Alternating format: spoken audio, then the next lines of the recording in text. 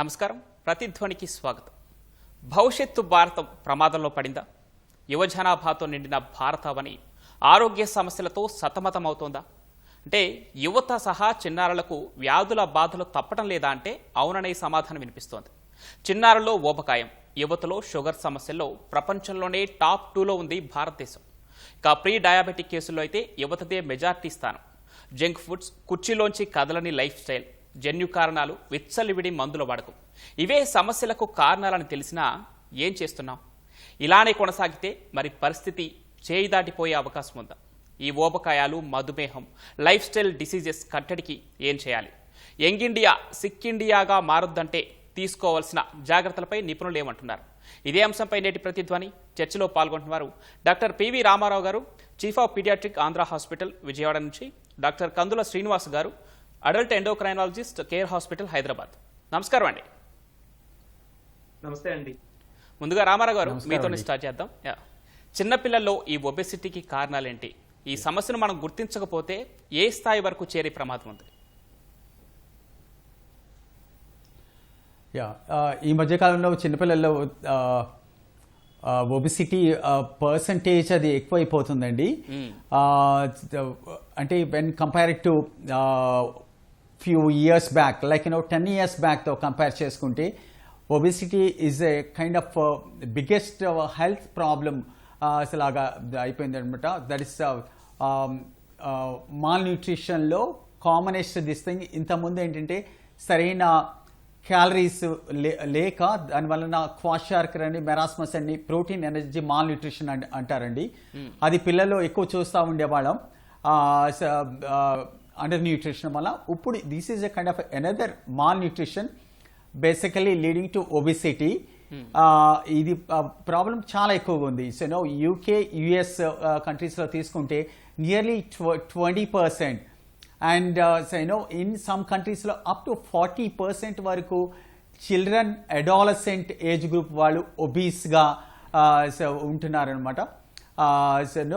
అలాగే ఇండియాలో కూడా పర్సంటేజ్ మరీ England and US and other కంట్రీస్లో, డెవలప్డ్ కంట్రీస్లో ఉన్నంత లేకపోయినా, but this is also increasing. Like almost 2% every year increase అవుతా వెళ్తుందండి. It's going to be kind of a big problem now and also coming years. So దానికి తగినట్టుగా మనము జాగ్రత్తలు తీసుకోపోతే కనుక that could lead to other problems. Obesity could lead to diabetes and also other problems and complications. As you know that it could affect the other systems, other organs in the body అండి. అదే అంటే ముందుగా organs functioning పైనే దాని ప్రభావం ఉంటుంది. దాని organ functioning పైనే దాని ప్రభావం ఉంటుంది. ముందుగా ఏ ఆర్గాన్స్ కి ఇది డ్యామేజ్ చేస్తుంది? ముందుగా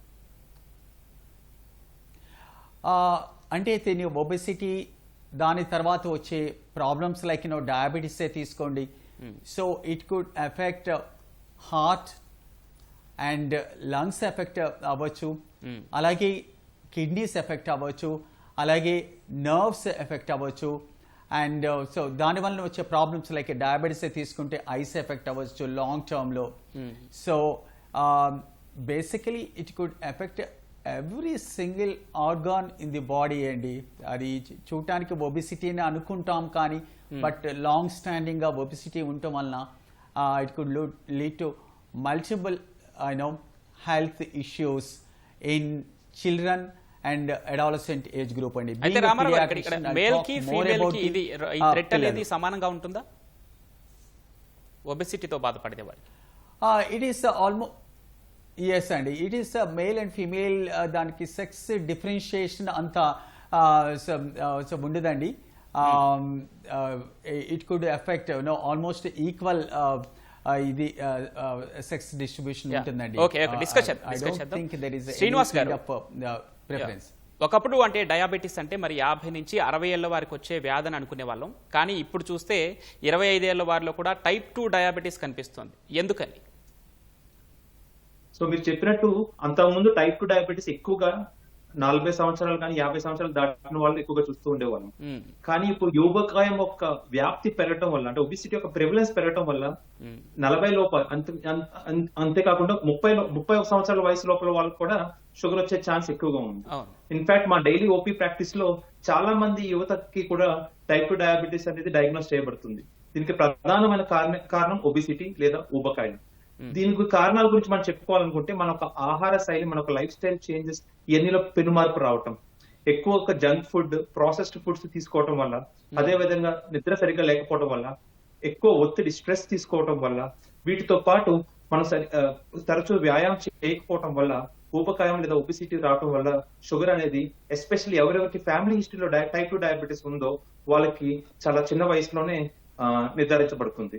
ఇంతకు ముందు టైప్ 1 డయాబెటీస్ అనేది మనం ఎక్కువగా పిల్లల్లో చూస్తూ ఉండేవాళ్ళం. అంటే టైప్ 1 డయాబెటీస్ తో బాధపడుతున్న పిల్లలు లేదా యువతలో ఇన్సులిన్ అనే హార్మోన్ ఉత్పత్తి అవటం తక్కువగా ఉంటుంది. వీళ్ళకి ట్రీట్ చేయడం, డయాబెటీస్ యొక్క కంట్రోల్ తీసుకురావడానికి ఇన్సులిన్ ఇవ్వడం జరుగుతుంది. టైప్ 2 డయాబెటీస్ ఎక్కువగా పెద్దవాళ్ళు చూస్తూ ఉండేవాళ్ళం. కానీ ఈ యొక్క ఊబకాయం వ్యాప్తి వల్ల తరచూ చిన్న వయసులోనే, ఇన్ఫాక్ట్ పిల్లల్లో కూడా చైల్డ్హుడ్ ఒబిసిటీ ఉండటం వల్ల ఎక్కువగా టైప్ 2 డయాబెటీస్ చూడటం జరుగుతుంది. ఓకే. అంటే ఇక్కడ నిద్ర గురించి మీరు ప్రస్తావించారు కాబట్టి, నిద్ర అనేది రోజులో 7 నుంచి 8 గంటలు ఒకే టైంలో నిద్రపోవాలా, లేదంటే రోజు మొత్తం మీద 7 నుంచి 8 గంటలు నిద్రపోతే సరిపోతుందా? ఇది ఎంత ప్రభావం చూపిస్తుంది అంటారు? రికమెండెడ్ స్లీప్ అవర్స్ ఏంటంటే 6 నుంచి 8 గంటలు కంటిన్యూస్ గా నిద్రపోవటం వల్ల మనకి బాడీలో ఉన్న ఫంక్షన్స్ అనేది బాగా జరగటం జరుగుతుంది. ఈ యొక్క నిద్ర డిస్టర్బ్ అవటం వల్ల స్ట్రెస్ లెవెల్స్ పెరిగి దీని వల్ల కూడా అనేక కాంప్లికేషన్స్ వచ్చే ఛాన్సెస్ కూడా ఉంటాయి. దానిలో ఒక ప్రధానమైన కారణం ఒబిసిటీ లేదా ఊబకాయం అని చెప్పుకోవచ్చు. 6 to 8 hours of good sleep, ఒత్తిడి లేకుండా ఉండగలిగితే మనకు బాడీ ఫంక్షనింగ్ కరెక్ట్ గా ఉండి అది అనేక అవయవాలు కరెక్ట్ గా పనిచేసే అవకాశం ఉంది. రామారావు గారు, అంటే ఏ అలవాట్లు, ఆహారాలు చిన్నపిల్లల్ని ఊబకాయలు అయ్యేలాగా చేస్తున్నాయి అంటారు? ఒకటి మెయిన్గా వచ్చేసరికి జంక్ ఫుడ్స్ అండి. బయట ఫుడ్స్ తింటాం, స్టార్టింగ్ ఫ్రమ్ శాండ్విచెస్ దగ్గర నుంచి, పిజ్జాస్ దగ్గర నుంచి, హై క్యాలరీ డైట్ తీసుకోవటం వలన ఒబిసిటీకి రిస్క్ అది ఎక్కువ ఉంటుంది. సో ఇప్పుడు చూస్తున్నాం మనం, బయటకు వెళ్తే ఈ ఫాస్ట్ ఫుడ్స్, ఈ రెస్టారెంట్స్ కానీ, so much of outside fast foods are available, junk foods are available, and then having these juices and sugary drinks. So వీటి వలన డెఫినెట్ గా even though volume wise, quantity wise తక్కువ ఉన్నట్టు కనపడినా వాటిలో calories ఎక్కువ ఉంటాయండి. సో దాని వలన హై క్యాలరీస్ వెళ్ళటం వల్ల of course obesity risk, and then later on other problems.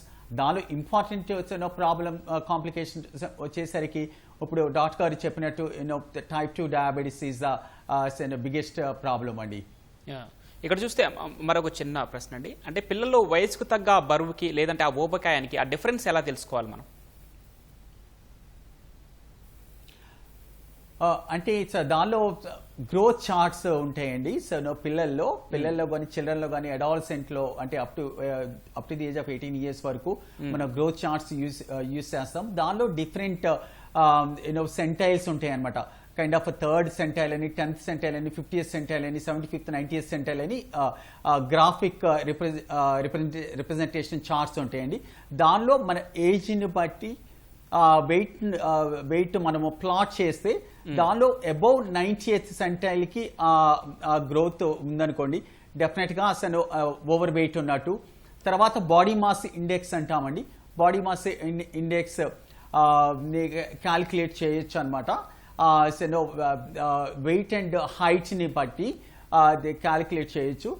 Body mass index certain, అంటే నార్మల్గా వచ్చేసరికి ఒక 14 to 16 బాడీ మాస్ ఇండెక్స్ ఉంటే, దానికన్నా ఎక్కువ 20, 25 లైక్ అబౌవ్ 25, 30 వరకు వెళ్తుంటే కనుక డెఫినెట్గా ఓవర్ వెయిట్ అండ్ దెన్ ఒబిసిటీకి రిస్క్ ఎక్కువ ఉందని మనం చెప్తాం అనమాట. సో ఒకటి based on the growth charts, and రెండోది based on the body mass index అండి. ఓకే, శ్రీనివాస్ గారు మీరు చెప్పండి, డయాబెటిక్ అనే దాన్ని మనం చిన్న సమస్యగా తీసుకుంటున్నామా? అసలు దేశవ్యాప్తంగా ఆ స్టాటిస్టిక్స్ ఏం చెప్తున్నాయి? డయాబెటీస్ అనేది చాలా పెద్ద సమస్య అండి. దీని గురించి అవగాహన పెరగడం చాలా ముఖ్యం. అతి ముఖ్యంగా 40 సంవత్సరాలు దాటిన వాళ్ళందరూ ప్లస్ 30 సంవత్సరాల లోపలుండి ఊబకాయంతో బాధపడుతున్న వాళ్ళందరూ తప్పకుండా షుగర్ టెస్ట్ చేసుకుని మీకు డయాబెటీస్ ఉందో లేదో నిర్ధారించుకోవడం చాలా తప్పనిసరి అండి. ఇన్ఫాక్ట్ 2023 సంవత్సరంలో చేసిన స్టడీ బట్టి, ICMR స్టడీ బట్టి మన ప్రపంచంలో 12% పెద్దవాళ్ళు డయాబెటీస్ తో బాధపడుతున్నారు. ఈ నెంబర్ ఇంకా పెరిగే అవకాశం ఎక్కువగా ఉంటుంది. అతి ముఖ్యంగా సౌత్ ఇండియాలో, మరీ ముఖ్యంగా పట్టణాల్లో అంటే హైదరాబాద్, బెంగళూరు, చెన్నై లాంటి పట్టణాల్లో ఈ డయాబెటీస్ మరియు ఊబకాయం యొక్క ప్రివలెన్స్ చాలా ఎక్కువగా ఉంది. ఇది తప్పకుండా మనందరం మేల్కోవాల్సిన సమయం అండి. పిల్లలు, యువత తప్పనిసరిగా మీరు మంచి ఆహార శైలి పాటించి క్రమంగా మీరు వ్యాయామం చేయగలిగి మీ బరువు అదుపులో పెట్టుకోగలిగితే మీరు షుగర్ నుంచి అట్లీస్ట్ 40 సంవత్సరాలు కానీ 50 సంవత్సరాల వయసు దాకా రాకుండా జాగ్రత్త పడితే మీకు లాంగివిటీ పెరుగుతుందండి. లైఫ్ ఎక్స్పెక్టెన్సీ కూడా చాలా బాగా పెరుగుతుంది. అంటే ఒక డయాబెటిక్ లేదంటే ప్రీ డయాబెటిక్ కావచ్చు, వారికి ఆల్రెడీ అటాక్ అయిన తర్వాత పరిస్థితిని సరిగ్గా హ్యాండిల్ చేయలేకపోతే ఎన్ని రకాల అనారోగ్య సమస్యలు వచ్చే అవకాశం ఉంది? దీని గురించి మనం మాట్లాడుకోవాలంటే ముందుగా ఒక్కసారి డయాబెటీస్ మీకు నిర్ధారించబడిన తర్వాత మీరు ముందు పానిక్ అవ్వకూడదు, ఆందోళనకు గురి అవ్వకూడదు. తప్పకుండా దీనికి ట్రీట్మెంట్ ఉంది. ట్రీట్మెంట్ భాగంగా అనేక మందులు వచ్చినాయి. అతి ముఖ్యంగా ఇప్పుడు బరువు తగ్గడానికి కూడా కొత్త మందులు మనకి మార్కెట్ లో వచ్చాయండి. GLP-1 అగనిస్ట్ అని మీరు ఆల్రెడీ వినుంటారు. ఈ యొక్క మందులు వాడటం వల్ల మీ షుగర్ మరియు బరువు అదుపులో పెట్టుకోవడం జరుగుతుంది. అదే విధంగా మనకు అనేక స్టడీస్ ఏం చెప్పాయంటే డయాబెటీస్ తో బాధపడుతున్న వాళ్ళకి మొదటి 5 సంవత్సరాలు మీ షుగర్ కంట్రోల్ ఎంత మంచిగా ఉంటే మీ ఫ్యూచర్ లో డయాబెటీస్ యొక్క కాంప్లికేషన్స్ నుంచి బయటపడే అవకాశం ఎక్కువ ఉంది. దురదృష్టవశాత్తు చాలా మంది మొదటి 10 సంవత్సరాల టైం వృధా చేసి షుగర్ యొక్క కాంప్లికేషన్స్ వచ్చిన తర్వాత డయాబెటీస్ ని సీరియస్ గా తీసుకుంటాం జరుగుతుంది. సో అందువల్ల ఎవరికైనా డయాబెటీస్ తో బాధపడితే తప్పకుండా మీరు వెంటనే మీ ఇంటి దగ్గర ఉన్న డయాబెటాలజిస్ట్ కానీ ఎండోక్రైనాలజిస్ట్ ని కలిసి మీ షుగర్ వెంటనే అదుపులో తెచ్చుకోగలిగి క్రమంగా ఫాలో అప్ అవుతూ మీ కంట్రోల్ అంటే మీ HbA1c లెవెల్ <7 మరియు ఫాస్టింగ్ బ్లడ్ గ్లూకోజ్ 126 లోపల పెట్టుకోగలిగితే మీకు డయాబెటీస్ యొక్క కాంప్లికేషన్స్ తప్పకుండా అధిగమించే వాళ్ళు అవుతారు. ఓకే, రామారావు గారు, తెలుగు 2 స్టేట్స్లో చూసుకుంటే పిల్లల్లో ఓవర్ వెయిట్ కావచ్చు లేదంటే ఊబకాయం కావచ్చు, వీటిలో మీరు గమనించిన అంశాలేంటి? తల్లిదండ్రులు కూడా ఎలాంటి జాగ్రత్తలు తీసుకోవాలి? సో నేను ఇందాక చెప్పినట్టుగా ఈ ఓవర్ వెయిట్ ఉన్న చిల్డ్రన్ కానీ ఒబేసిటీ అది కూడా గ్రాడ్యువల్గా ఇంక్రీజ్ అవుతూ ఉంది. So in our country and of course in our Telugu states as well. దానిలో అంటే మెయిన్గా ఇందాక శ్రీనివాస్ గారు చెప్పినట్టు ఈ ఓవర్ వెయిట్కి ఒబేసిటీకి రీజన్స్ రెండండి. ఒకటేమో diet, like eating junk foods and sugary drinks etc. వీటి వలన వెయిట్ అది పెరగటం అదొకటి. రెండోది వచ్చేసరికి ఫిజికల్ యాక్టివిటీ అండి. ఎక్కువ kind of sedentary lifestyle lead చేయటం వలన, తర్వాత ఎక్కువ టైము టీవీ చూడటము, physical activity kind of exercise అది బాగా తగ్గిపోతుందండి. Because of social media and the digital media వలన ఎక్కువ స్క్రీన్కి అతుక్కుని ఉంటాము. Spending time in with mobile phones and TVs and other నెట్లో ఎక్కువ టైం స్పెండ్ చేయటం వలన ఒకటి sedentary life style, less physical activity because of that, and then taking high calorie diet అండి. These are the 2 main reasons for overweight and obesity అండి. మనము ఈ రెండింటిని మనము కంట్రోల్ చేయగలిగితే, జంక్ ఫుడ్స్ తగ్గించి ఫిజికల్ యాక్టివిటీ పెంచుకోగలిగితే కనుక మనం డెఫినెట్గా ఈ ఓవర్ వెయిట్ అండ్ ఒబిసిటీ నుంచి ఇబ్బంది లేకుండా బయటకు వచ్చేసేయచ్చు అండి. శ్రీనివాస్ గారు, ప్రస్తుతం యూత్లో మనం చూస్తున్నాం ఇంటర్మిటెంట్ ఫాస్టింగ్ లేదా కీటో డైట్ వంటి ఇలాంటి ట్రెండ్స్ నడుస్తున్నాయి. మరి షుగర్ రాకుండా ఉండటానికి లేదా కంట్రోల్ చేసుకోవడానికి అసలైన డైట్ ప్లాన్ ఏంటి? మంచి ప్రశ్న అండి. తప్పకుండా ఎవరెవరు షుగర్ తో బాధపడుతున్నారో, అతి ముఖ్యంగా ఊబకాయం లేదా ఎక్కువ బరువుతో బాధపడుతున్నారో వారు వెయిట్ తగ్గగలిగితే వాళ్ళ యొక్క షుగర్ కంట్రోల్ చాలా బాగుంటుంది. వీటితో పాటు మందుల యొక్క అవసరం కూడా తగ్గుతుంది. అంటే ఒక వెయిట్ ఒక లావుగా ఉన్న ఒక మనిషి వెయిట్ ఒక 5% to 10% వెయిట్ లాస్ చేయగలిగితే తప్పకుండా షుగర్ యొక్క సివియారిటీ మరియు మందుల యొక్క అవసరం లేకపోతే నెంబర్ ఆఫ్ మందులు అంటే వాడే యొక్క సంఖ్య కూడా తగ్గే అవకాశం ఎక్కువగా ఉంటుంది. బరువు తగ్గడానికి అనేక విధాలు ఉన్నాయండి.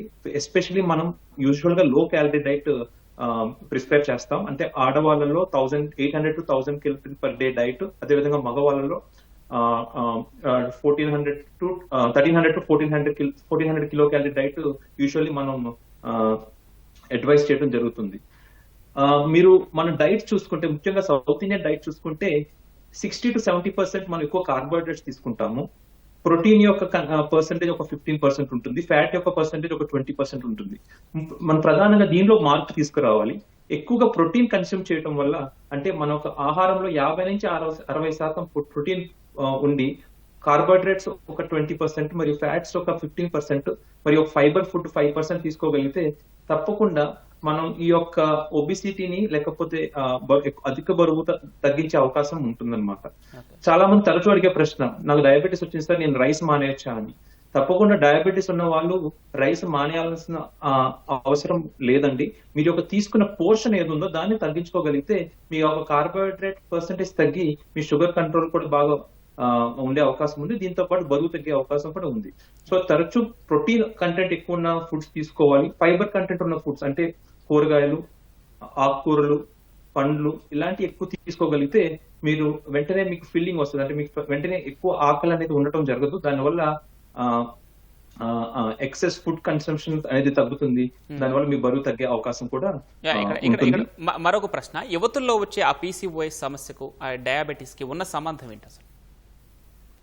అంటే ఇప్పుడు ఆడవాళ్ళలో ఎవరెవరు ఊబకాయంతో బాధపడుతున్నారో వాళ్ళకి మెన్స్ట్రువల్ ఇర్రెగ్యులారిటీస్ ఉండటం జరుగుతుంది. మెన్స్ట్రువల్ ఇర్రెగ్యులారిటీస్ తో పాటు అన్వాంటెడ్ హెయిర్ గ్రోత్, అంటే ఫేస్ మీద, ఛాతి మీద, వీపు మీద అన్వాంటెడ్ ఏరియాస్ లో హెయిర్ గ్రోత్ అనేది హిర్సుటిజం అని అంటాం మెడికల్ గా, ఇవి ఉండే అవకాశం ఉంటుంది.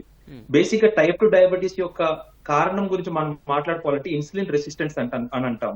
ఇన్సులిన్ రెసిస్టెన్స్ అంటే మన బాడీలో ప్యాంక్రియాస్ అనే ఒక గ్రంథం ఉంటుంది. అక్కడి నుంచి ఇన్సులిన్ అనే హార్మోన్ ఉత్పత్తి అవడం జరుగుతుంది. ఈ ఇన్సులిన్ అనే హార్మోన్ యొక్క ప్రభావంతో షుగర్ లెవెల్స్ అనేది కంట్రోల్ వస్తాయి. ఎవరెవరు ఊబకాయంతో బాధపడుతున్నారో వాళ్ళకి ఇన్సులిన్ రెసిస్టెన్స్ అనే కండిషన్ ఉంటుంది. వీటి వల్ల ఇన్సులిన్ సరిగ్గా యాక్ట్ చేయకపోవడం వల్ల బాడీలో బ్లడ్ గ్లూకోజ్ లెవెల్స్ పెరిగే అవకాశం ఉంది. ఈ ఇన్సులిన్ రెసిస్టెన్స్ వల్లే PCOD అనే ఒక కండిషన్ కూడా అత్యధికంగా బరువు ఉన్న ఆడవాళ్ళలో ఉండే ఛాన్స్ ఉంది. వీళ్ళు కూడా తప్పకుండా బరువు తగ్గగలిగితే వాళ్ళ మెన్స్ట్రువల్ సైకిల్స్ రెగ్యులరైజ్ అయ్యి ఫర్టిలిటీ ఛాన్సెస్ కూడా బాగా పెరుగుతాయండి. రామారావు గారు, సాధారణమైనటువంటి అందరిలో ఉండేటువంటి ప్రశ్న, తల్లిదండ్రులు లావుగా ఉంటే పిల్లలకు కూడా ఆ ఊబకాయం రావటం ఖాయమవుతుందా? అంటే జన్యుపరమైన ఊబకాయాన్ని జీవనశైలి మార్పులతో అరికట్టేవచ్చా?